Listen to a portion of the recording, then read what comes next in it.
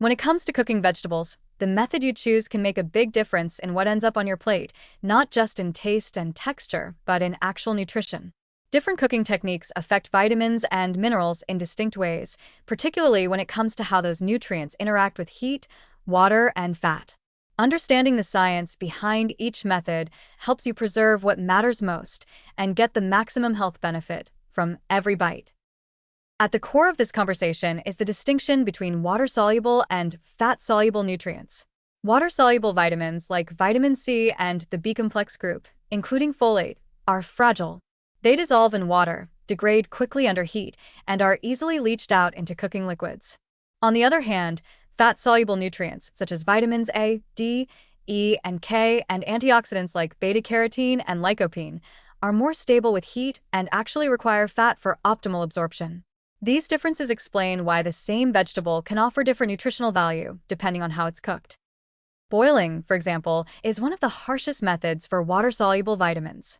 When vegetables are submerged in water and cooked for extended periods, much of their vitamin C and folate can end up in the water rather than your body. Boiling broccoli, spinach, or kale for too long can strip away up to 50 to 70% of these delicate compounds. Unless you're drinking the cooking water, like in a soup or broth, the nutrients lost are gone for good. Boiling also tends to dull colors, soften textures excessively, and may make vegetables less appealing overall. However, boiling does have a silver lining. It's particularly effective at reducing compounds like oxalates in leafy greens, which block calcium and iron absorption. For this reason, lightly boiling spinach can improve mineral bioavailability as long as you keep the cook time short. Steaming, by contrast, is gentler and one of the best all-around methods for preserving nutrients. Since vegetables don't sit in water, there's much less nutrient leaching, and the shorter cook times and lower temperatures help protect heat-sensitive vitamins. Steaming also does a great job of softening fibrous vegetables without destroying their structure. Broccoli, carrots, green beans, and asparagus all retain their vibrant color, crunch, and much of their vitamin C and B vitamins when steamed. Plus, steaming makes vegetables easier to chew and digest, which is especially helpful for releasing antioxidants trapped inside tough cell walls, like beta-carotene in carrots or lutein in kale.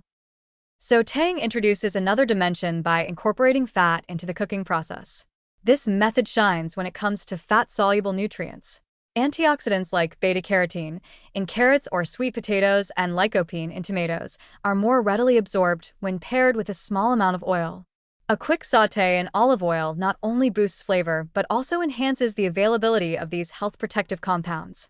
The key is to keep the heat moderate and avoid overcooking, which can brown or char vegetables and damage some sensitive nutrients. Sautéed greens like kale, Swiss chard, or bok choy also benefit from reduced oxalate levels and improved iron absorption, especially if you add an acid like lemon juice or vinegar to enhance non-heme iron uptake. Roasting, while more time-intensive, creates deep flavors and caramelization, which can increase the appeal of vegetables and encourage higher consumption, an underrated nutritional advantage. Roasting is relatively friendly to fat-soluble vitamins, and because it doesn't involve water, fewer nutrients are lost compared to boiling. That said, high oven temperatures and long cooking times can degrade some antioxidants and vitamin C, so it's best to roast at moderate heat and avoid burning. Root vegetables like carrots, parsnips, and sweet potatoes do particularly well with roasting, as their dense structure holds up and their beta-carotene content becomes more available. Microwaving often gets overlooked, but it's surprisingly effective at preserving nutrients, especially when vegetables are cooked with minimal water and for short durations. The rapid cooking time minimizes nutrient loss, and because the vegetables don't sit in liquid, water-soluble vitamins remain largely intact. Microwaving is particularly good for preserving vitamin C in broccoli and green beans, and it can be a practical choice when time is limited. Whichever method you choose, the real enemy of nutrient retention is overcooking. Excessive heat, long cooking times, and too much water can all deplete the very compounds you're trying to consume. Bright colors are often a good indicator.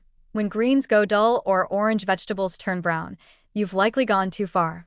A crisp, tender texture usually signals that the structure is intact and the nutrients are better preserved. Ultimately, the best cooking method depends on what you're trying to get out of the vegetable. If you want to boost absorption of fat-soluble nutrients and flavor, go for sautéing or roasting. If you're trying to retain delicate vitamins like folate and vitamin C, gentle steaming or microwaving is ideal. And if you're eating oxalate-rich greens for iron and calcium, a brief boil can be beneficial. Just don't toss the veggies in the pot and walk away. A varied approach is often best. Mixing cooking styles in your weekly meals ensures a diverse range of nutrients and maximizes what your body can absorb. In the end, it's not just about which cooking method is best. It's about choosing the right technique for the right nutrient and balancing convenience, taste, and health. When you understand the science of cooking, your kitchen becomes more than a place for food prep. It becomes a tool for better nutrition.